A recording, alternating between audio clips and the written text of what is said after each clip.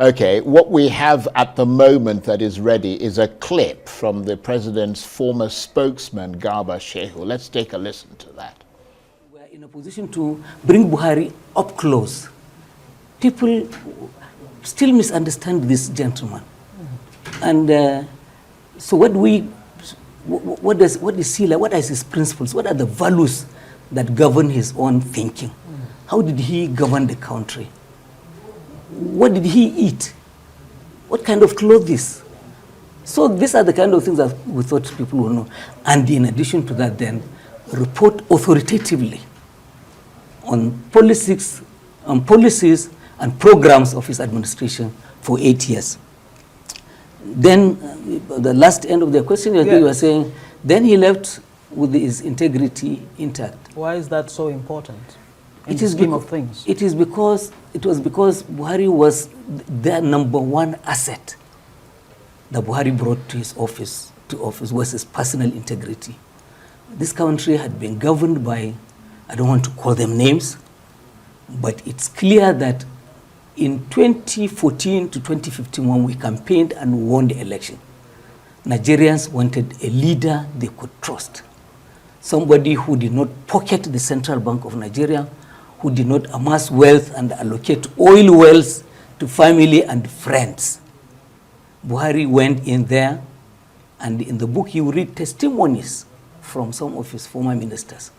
Not for a day did Buhari call Minister of Oil, or Works, Contracts, and say, of Finance, pay this person, don't pay this person.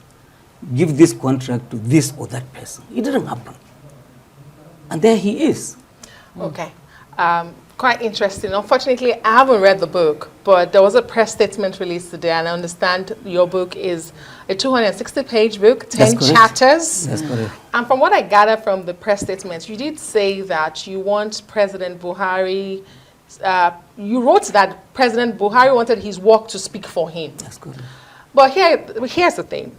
Critics and some Nigerians say his silence in the 8 years were often frustrating. They were sometimes very, deafening, the silence. And it earned him the unaware president. And his actions were slow. Also earned him a go-slow president. Was this a strategy as a spokesperson, now that you're out of office and you're writing a book and you can speak about it, and you're trying to change the perception and the image of President Buhari that Nigerians don't understand? Can you now tell Nigerians and explain to Nigerians why it seemed as though the president was not listening to them, he was not aware, and he was very slow in his actions? Because even the present administration complains of what was done in the past. Inflation didn't start today. Insecurity didn't start today.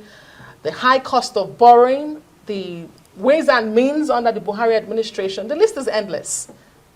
So you cannot say he went with his integrity and came out with his integrity, but we had all of these problems as Nigeria and as Nigerians that we went through. Okay. So I don't know where to start from, because the question is so open-ended. And but let me see if I can make an attempt. Yes, please. President Buhari had a personal style of his own. See, Nigerians had punished us for not bringing President Buhari to media chat, for instance. Media chat was introduced by the Obasanjo administration. Indeed. They thought over it, and I'm sure they convinced themselves that it suited his theatrical way of doing things, the dramatic way he liked to do things. See, when Yaradua took over from President Obasanjo, media chat didn't fly with him. In fact, the day he appeared on media chat, that was the day Nigerians made up their minds that this is not the president that we wish to continue to have in office. It derobed him. And President Jonathan didn't have much of that. He did, yes, a few. So the point is, President Buhari, as I said in that statement, he didn't just want to cut ribbons and take pictures. He wasn't a showman. He wanted his work to speak for him. As I told one of the reporters, that he wanted the Igbo man going for Christmas, that he shouldn't spend 3 days trying to cross Onitsha Bridge.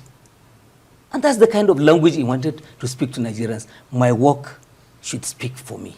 And the he was knocking on the door of the poor in the country, the first of its type in the country. That social investment, in fact, the first on the continent. So this is how he did. Now, was he slow? Yeah, he himself had joked about all of that. And he kept on saying when he came in, he was brash as military head of state. He just did it on impulse.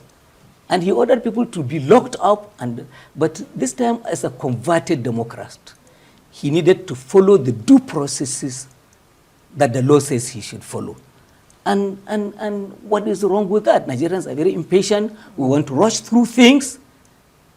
But he says, no, the democratic process sets the rules. And I must not go against them. I think this is why a lot of them were. And to please correct this information, this thing about Buhari being unaware, it is totally, totally misplaced. If you permit me, I would say that he perhaps would pass as the most aware president Nigeria has ever had. And I give you this example. When we started with him, because I was coming from, as you said, a Atiku campaign,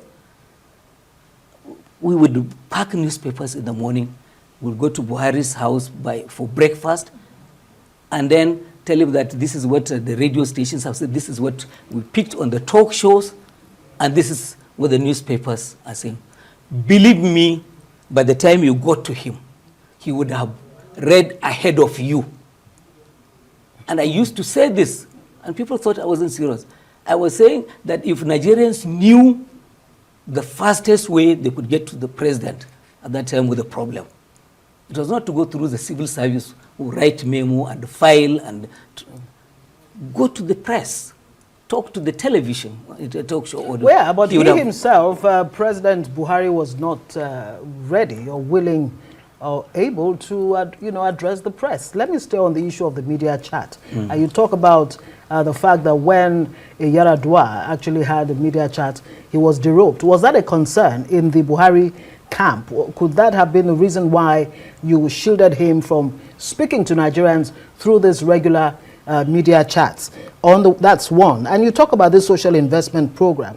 President Buhari's plan was to pull how many Nigerians out of poverty? About 100 million out of poverty. But by the time he was done, about 133 million Nigerians were in multi-dimensional poverty. You talk about the sincerity. Let me even quote here your point that you made, that his government made sincere efforts to improve the quality of life of the poor, the farmers, youths and women, as well as small businesses and traders. It's one thing to be well-intentioned. It's one thing to be sincere. But if the capacity to deliver is not there, what then do you do? Was it an issue of capacity? Because we heard from the NSA that Tinubu administration inherited a broken system, a broken economy. Okay. When I said the Yaradua and the media chat, what I wanted to say that each president should be allowed the latitude of freedom to choose the manner of communication that suited them the most. Right. Maybe another president will come one day and he will say, it is the radio and nothing else. So that's the point. We never shielded President Buhari from our own side, the media people. Maybe villa bureaucracy, but on our own part, there were instances where we had actually had the president ambushed by reporters, and they bumped into him with a microphone and they asked questions. Did he deliver on social investments? I think the thing to do is go on the streets and ask young Nigerian graduates who had enjoyed this program. Some of them have become actually employers of labor now, from unemployment to employers, small scale, yes. But there was a deliberate and well-positioned policy to uplift people in poverty. When you said 110 were in poverty, then how many then are we now? And Okay, we're being rounded up, but very quickly, before Okay. we let you go in 30 seconds, majority of President Buhari's appointees, like former Attorney General of the Federation, Malami, and so many, I cannot begin to list them, they've joined this coalition to unseat Tinubu in 2027. Is it an indication of where Buhari's sentiments lie now? Is he of the opinion that Tinubu should be unseated come 2027? no, not at all. I said President Buhari's position was and still is that he's an APC person. APC did him the big favor of his life, made him president for 2 terms. He is not going to betray that party. What about President And President Tinubu? Tinubu is his successor from the same political party. President Buhari ran for office 3 times and didn't win until they came together with Tinubu and all the others, and they won. Is Right. it President Buhari who will quit? I know my producer is going to cut my head off, but the importance of this book in 30 seconds, and if you please, you can. I do apologize. Do you regret any time as spokesperson, and is there one lesson perhaps you can share with the current administration spokesperson that they can do differently?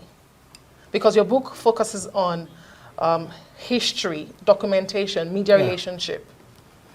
And don't feel too big to answer the telephone. The biggest favor any reporter can do to you is to call you to ask you for your side of your story.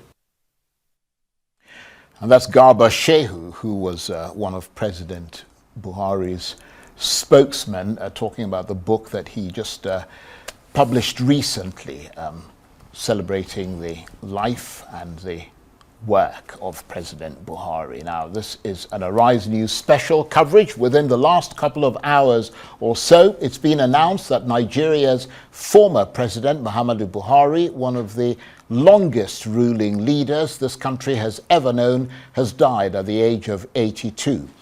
The presidency said he passed away in London today at about 4:30 p.m. following a prolonged illness. President Tinubu has spoken with the former president's widow, Aishat Buhari, and has offered his condolences and that of the Nigerian people. Mr. Tinubu has also ordered Vice President Kashim Shettima to proceed immediately to the UK to oversee the arrangements and to ensure the speedy return of President Buhari's body to Nigeria. Mr. Shettima will accompany the body on its return journey. Former President Buhari was twice elected Nigeria's president in 2015 and 2019. He also served as military head of state between January 1984 and August 1985. All flags have been ordered to fly at half-mast across Nigeria.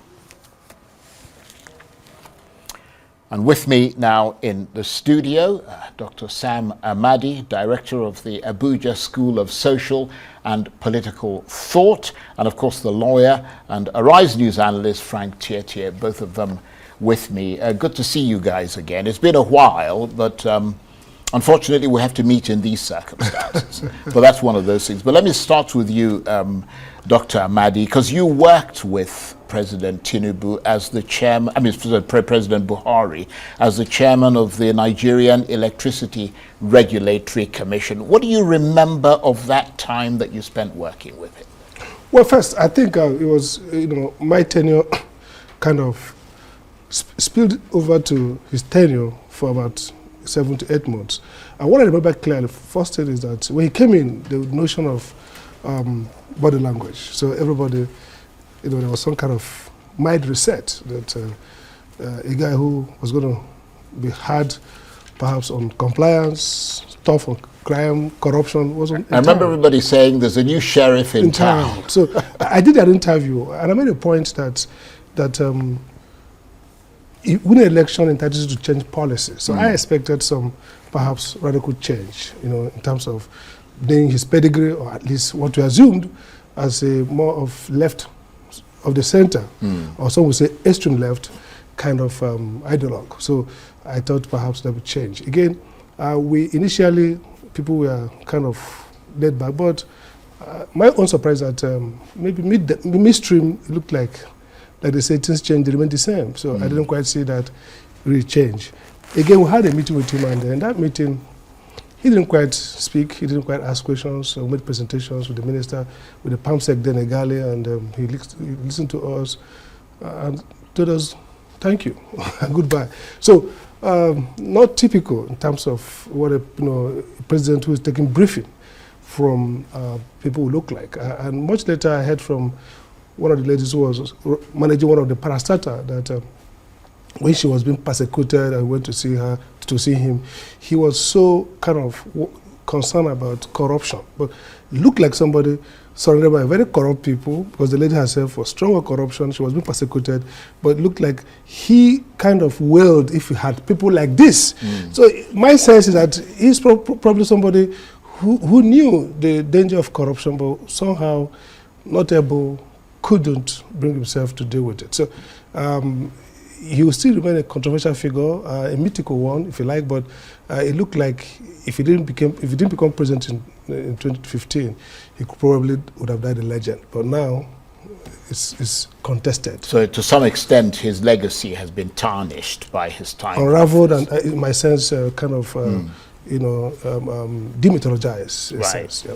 Let me come to you, Frank Tietie, because I seem to remember you. I mean, there were obviously he was revered by his supporters, but then he was roundly criticized by the detractors, and I can't quite remember where you fall in. I seem to remember you being on the latter side of things. I think Buhari had that messianic, personality, and there was a lot of hope and a lot of excitement in 2015. It was a fallen hope, because Nigerians were quite disappointed in the long run that cultic figure that he had, that commanded a certain number of votes at every of those many times that he attempted a shot at the presidency, turned out to be something that he became overwhelmed. He earned a reputation of being Baba Go Slow, because for 6 months he could hardly put together a cabinet. Nevertheless, because of the controversies that characterized his presidency, Nigerians would miss him. Nigerians would really wish that Buhari is alive, to compare and contrast with the presidency of Bola Tinubu, who claimed that he made him president because he said, well, you couldn't be president with all of your 12 million votes that you garnered every election season, but I came around. So Buhari was well loved initially, and I think kudos to the base that supported him. They loved him even when he was faltering. Was he loved or feared? That cultic personality, that cluster of persons that supported Buhari at all times, loved him. Right. That was mistaken. Buhari didn't quite exercise the figure, that nationalist figure, because he was very parochial in his mindset and quite simplistic about foreign policy. And that's not peculiar to him. Previous presidents and heads of state have often done that. We haven't put Nigeria first in foreign policy many times. But Buhari, because of his laid-back approach, there wasn't that kind of, people had that settled, especially his ministers, had that kind of settled feeling, irrespective of whatever they did. Buhari was that kind of, you see, he was a loyalist to the core. When he loves you to the end. It doesn't matter how much of the criticism came from the media and from the detractors, particularly those from the PDP, whom he often dismissed. Buhari got it a bit quite not too Nigerian when he viewed, politics from the perspective 5% voted for me from a certain region, and then another region voted for me. So that nepotistic, approach to politics or governance really, really affected his Fairly governance. narrow approach. Yes, but to think that Buhari was a soldier, and you can always give that credit to the Nigerian army or the Nigerian military, that they fought to put Nigeria together. So it should be taken for granted that these people loved Nigeria. But, the idea is that we don't know how now, in comparison and in contrasting between the present and the past, whether or not Buhari's nepotistic, policies or appointments, particularly, will now fade in comparison with the with what we have at present. But nevertheless, for me personally, I love the man. The reason is that I quite had a shot at working for government because of his. He allowed me to get involved in one or two committees. Probably that won't happen. Never happened in other governments because of the critical view I had of his own government. But in terms of human rights, I served in 2 human rights committees. But I look back with to Buhari with a certain nostalgia, because, for example, look at what happened in the NSAS protest. Buhari resonated that kind of, the opportunity for police reforms, which is something that is direly in need in this country. He set up committees. He gave them, 100% free hand. He even endorsed whatever paper, outcome reports that they brought in. But it's so sad that now this is Buhari passing on without all of those, consolidated, significant police reforms being seen. So but the SARS he got rid of. So. No. I'm going to come to Sam. But as a matter of reality, that we haven't had significant police reforms. We still have a unitary police system that is ineffective, that still leaves, governors on their knees in trying to, give a sense of control in providing security. Right. So Buhari, for me, would have been a forever hero if one significant thing, and with regards to police reforms, and the thing that really worried Nigerians was that he was a bit aloof. I mean, oftentimes when you heard of crisis, particularly the Agatu killings in Benue and a number of things, you say, but for goodness sake, I wasn't aware. So when you hear the likes of Garba Shehu and all of those close persons who those persons who work closely with him, trying to justify, but Nigerians didn't really feel that personality or that I experienced him in 1983 when he came in December, and all through 1984 we saw that tough stance, that tough guy personality, that was often expressed through Brigadier Tunde Diagbon. So Nigerians thought they were going to see a whole lot, but all we got from Buhari was a number of excuses. He used the judges of the judges of the Supreme Court as scapegoats, as the ones that prevented him from fighting corruption. But by and large, Buhari was a stable person, and I mean, you could give that to him. Okay, well, thank you for that. Let me bring you in, Dr. Sam Amadi, because Frank Tietie there was talking about the fact that he was aloof, and some people would go further to say he was quite austere in his sort of demeanor. So that made him a fairly unnatural politician, didn't it? Yeah, it did. And again, it's Buhari's success as a politician is theory of representation. So he kind of represented a class, the Talakawa. And again, he might be seen as sectional, but he spoke on behalf of a particular class or section of Nigerians and spoke courageously. He embodied them in a sense. And if you look at his encounter, whether with former governor of Oyo, where he said, "Why killing my people?" He was steadfast in pushing a narrative that, represented the truth. Yeah, but beyond that narrative, he didn't actually do that much for those people. That is the subtlety of the theory that I believe that oftentimes populists end up using the people's imagination and energy to come to power and betray it. His policy, in fact, was in cartoon with neoliberalism, even without the sophistication and articulation of that, because essentially, if you look at economic policy, you would expect that having come to power 12 million, 10 million of the poor, Buhari would have been decisive in kind of changing the landscape of public policy, doing some kind of income redistribution through policies. The policies of Buhari administration was not different from those of Obasanjo administration, only that they were more incompetently managed, okay?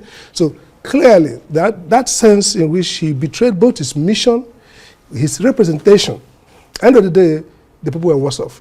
And that's perhaps something we want to watch for the Tinubus of this world, all those who come through populist uplift without identifying in reality. And Buhari is also a different person. When Ken Amadi was senior president, he wanted to run with him. I had a meeting with Buba Galadima. They wanted me to convince Ken. I was wondering about how come I see the same people around him. I asked Buba that question. He said, well, they wanted to insulate him from being corrupted.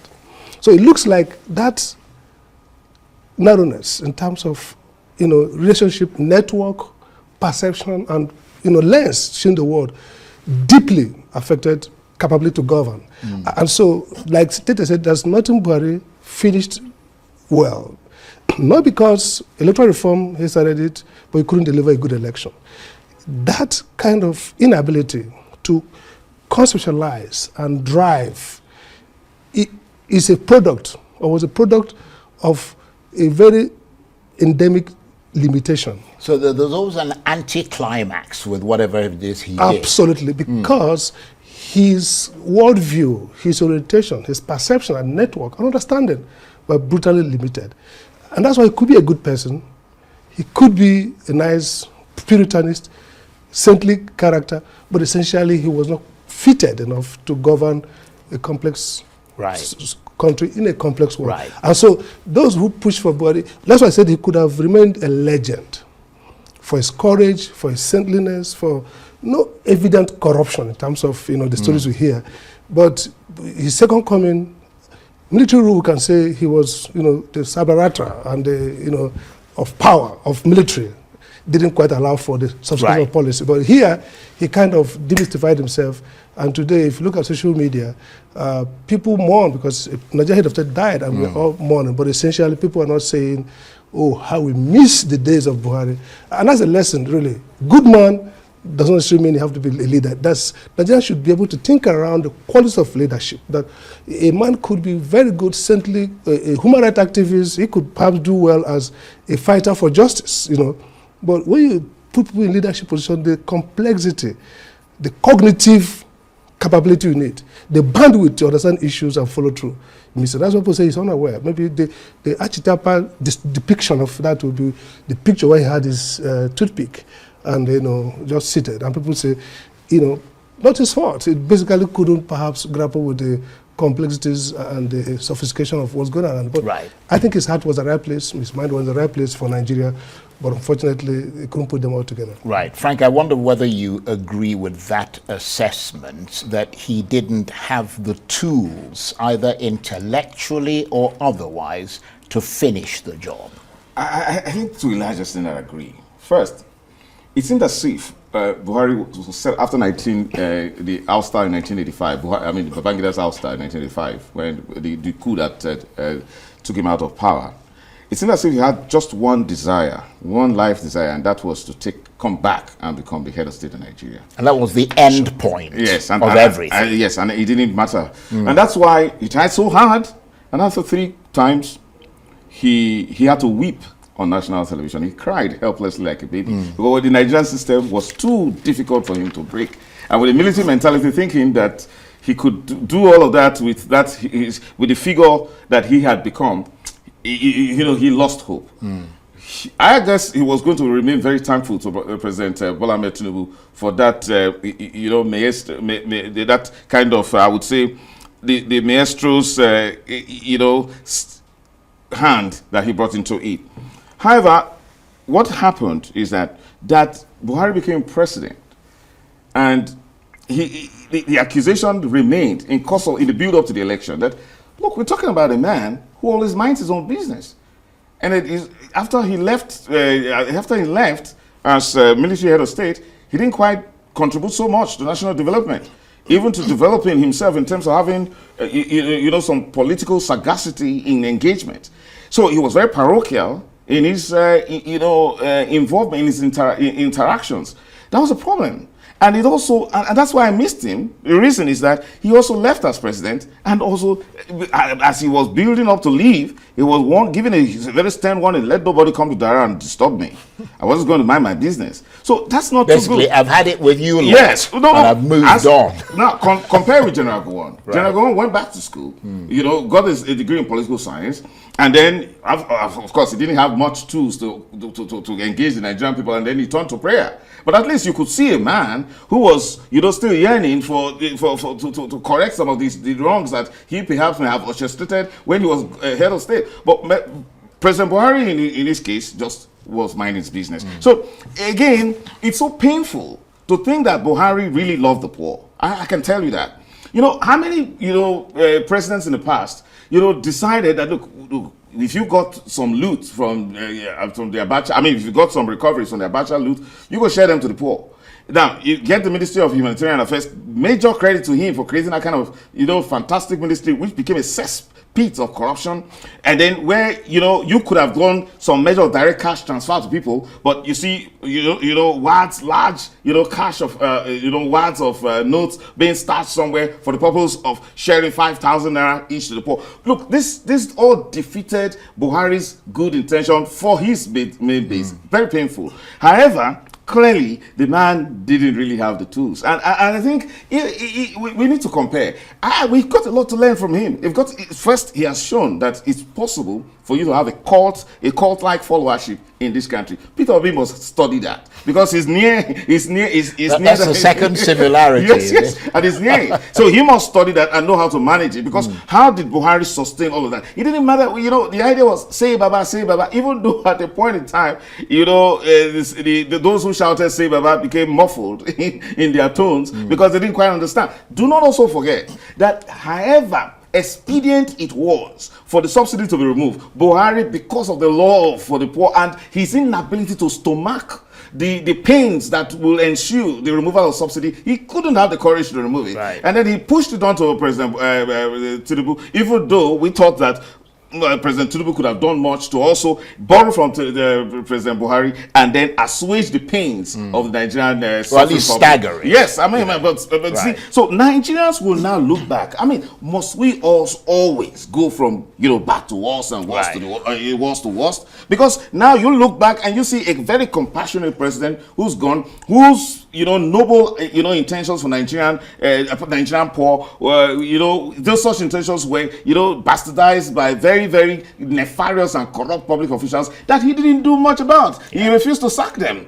and that was a problem. You see, and that's something we must also look at as his personality. Was he so phlegmatic that he hardly, could be that, moved to a point where he could take, such strong actions? And yet, the reason, Dr. Sam Amadi, Nigerians voted him into office was because they believed he could take those sorts of actions. He was a decisive person. He sought to reduce state corruption.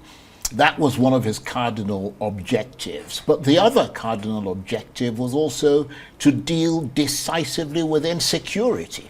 And a lot of people voted him in thinking that as a former general who fought in the Nigerian Civil War, that he would be able to deal with that. But then at a later point, people started accusing him of actually escalating the conflict with Boko Haram.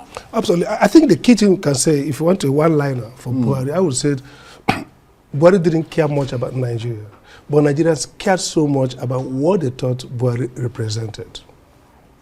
So, truly, if you follow his government, it didn't compassion. Maybe, in a sense, if you are poor and you take Lipton and Milo, then you are compassionate. But compassion as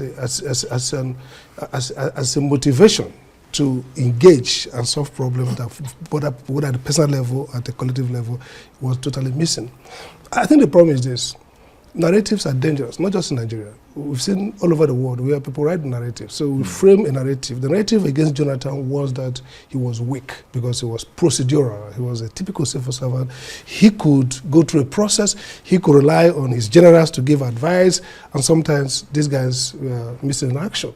And so the narrative, which by cohort of human rights activists and opposition politicians, and that's why people are also very distrustful of so-called coalition, because the same characters who created this dangerous narrative and made, so if Jonathan's problem was lack of decisiveness, weakness, then the answer was strength.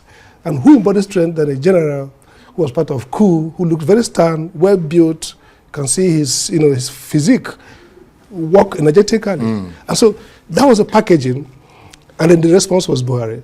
But from day one, you could see that I don't think he had appetite to even engage in leadership.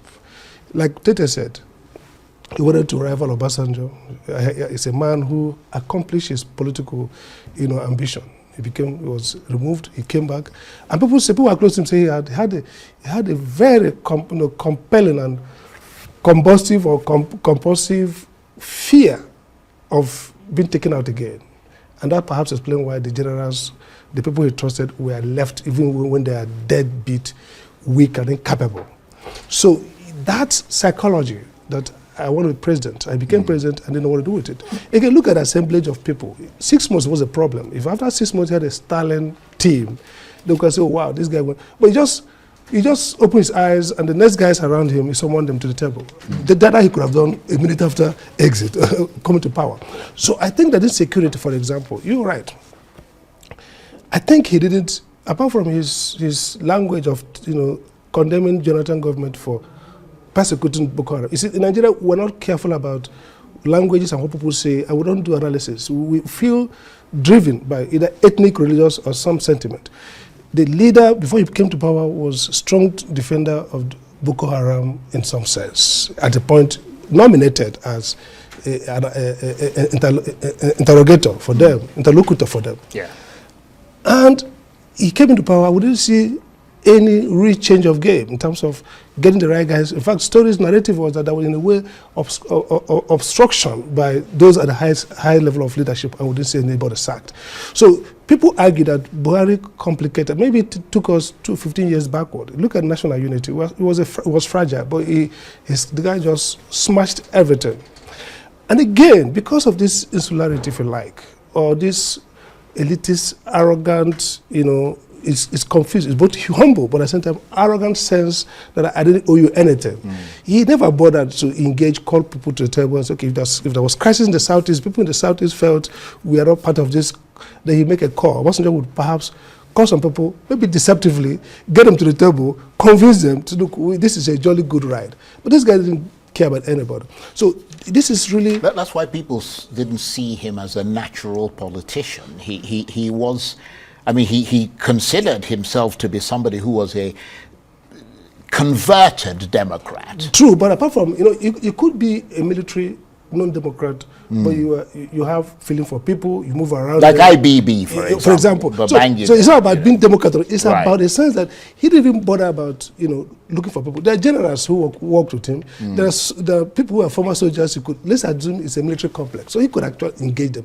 But I think there's a sense, his saintliness and a sense of entitlement and a sense of difference.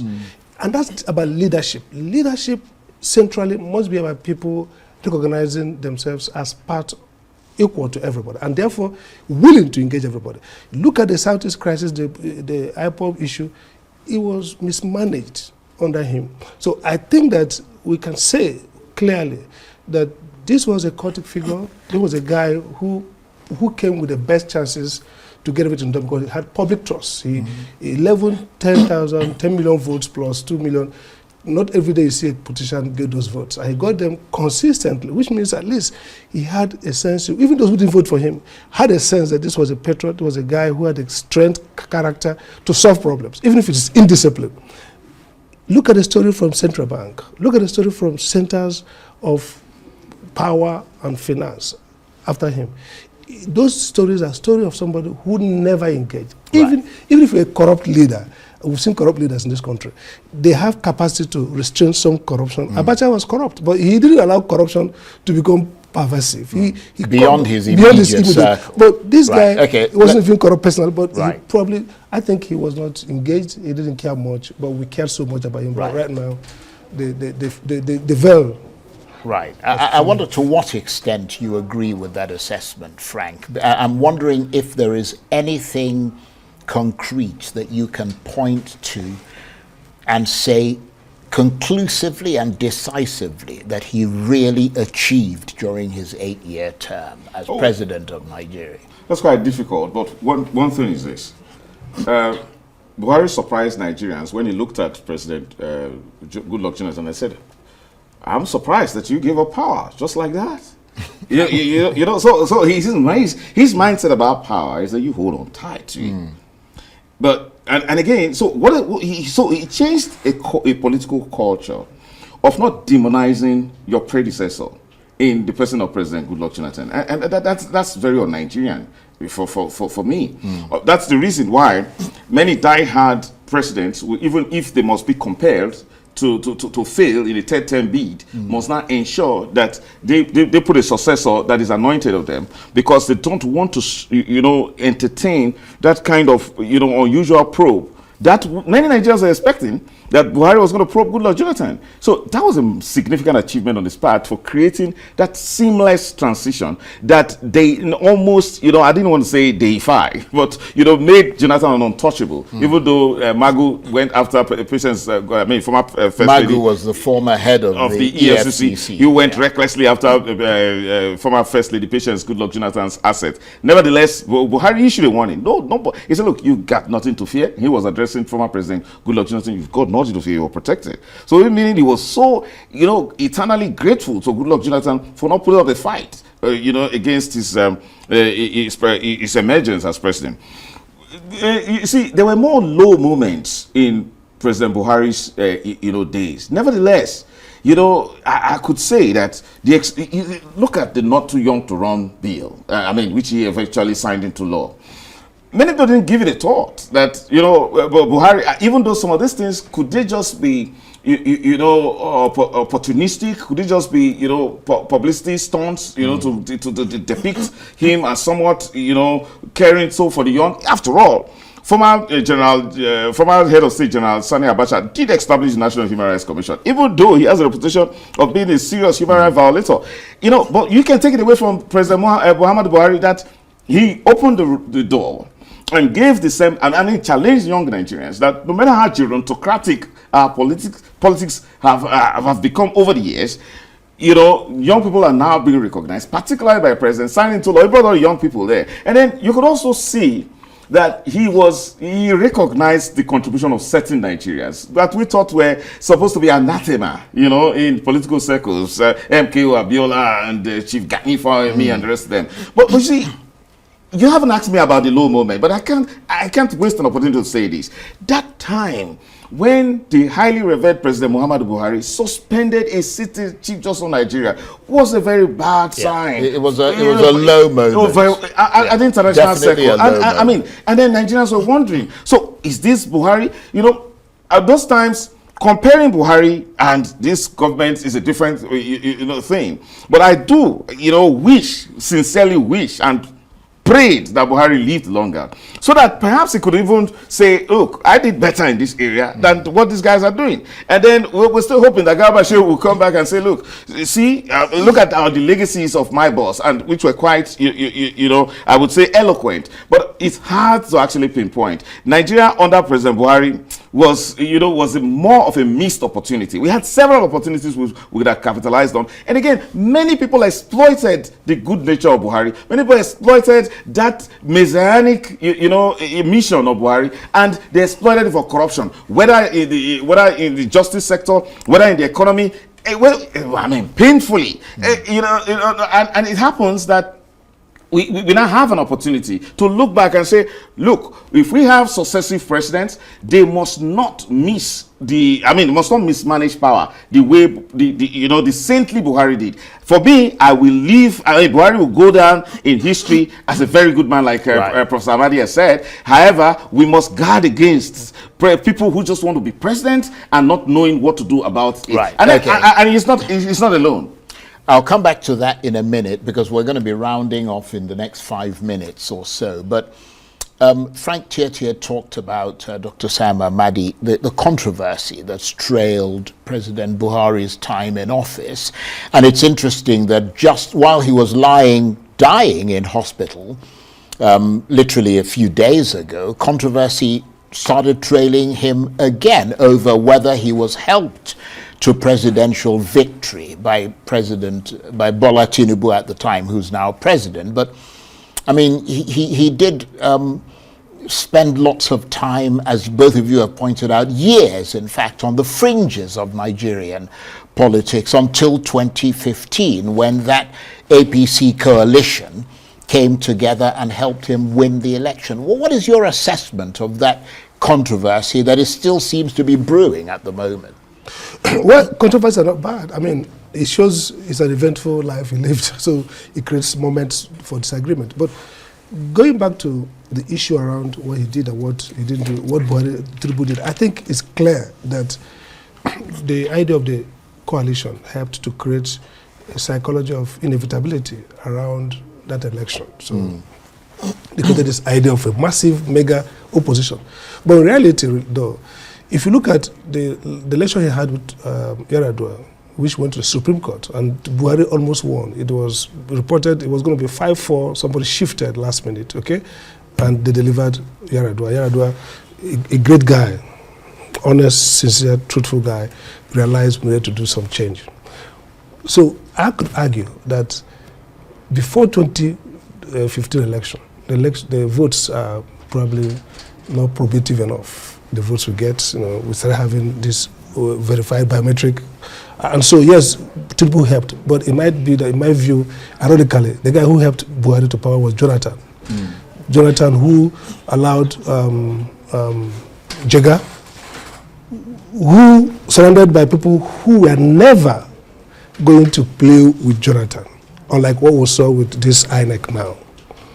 Whether Jega was honest, 100%, or multi-motivation, complex, it doesn't matter. What was clear was that he never played with the Jonathan administration.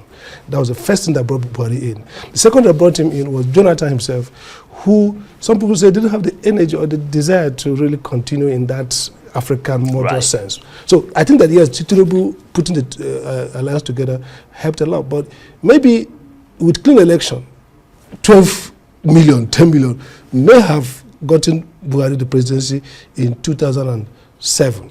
When, in my view, the Supreme Court, some of them said it was a sham election, maybe he would have defeated Yar'Adua. So I would argue that the debate will continue. Tinubu played a role to put up a coalition, but Buhari had more than another person, maybe the next is P2B, has a real constituency. But Jonathan's real commitment to democracy and Jega's bulwark against Jonathan or any possible rigging. That's very interesting. We've got literally 2 minutes, so please 1 minute each from you. Let me start with you, Frank. You've touched on this previously, but what will be President Buhari's legacy, beyond the fact that he was clearly consequential in this country's history? And as Dr. Sam Amadi was saying, he was the first president to oust an incumbent through the ballot box. What will his legacy be?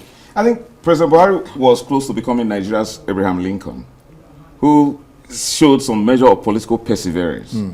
And he stayed in the game for so long until he eventually achieved it. And so many political leaders will have to take a cue from that the man didn't actually waver. We wished he didn't really weep on national TV when he lost hope. Right. But nevertheless, he was. But again, literally 10 seconds. I want to give him I need to say this, that we have a powerful bureaucracy in this country that doesn't really mean well, that could actually frustrate any president. So Buhari, whatever legacy he may have, good or bad, and it doesn't take away, it doesn't detract from the fact that he was committed to the poor, and then but didn't quite achieve much. Dr. Sam Amadi, your final word on his legacy. I think it will be a milestone on resilience, political resilience, but also a lesson, a byword against the truth that office will demystify you. Getting to office might be the end of your history. Dr. Sam Amadi, who is the director of the Abuja School of Social and Political Thought, and Frank Tietie, who is a lawyer and a Rise News analyst. Thank you very much indeed to both of you, and thank you for coming forward at such short notice. Just a quick reminder that within the last few hours or so, it's been announced that Nigeria's former president, Muhammadu Buhari, one of the longest ruling leaders this country has ever known, has died at the age of 82. There'll be continuing coverage here on Arise News, with Newsnight coming up immediately after this broadcast. From me, from Dr. Sam Amadi, and from Frank Tietie, bye-bye for now.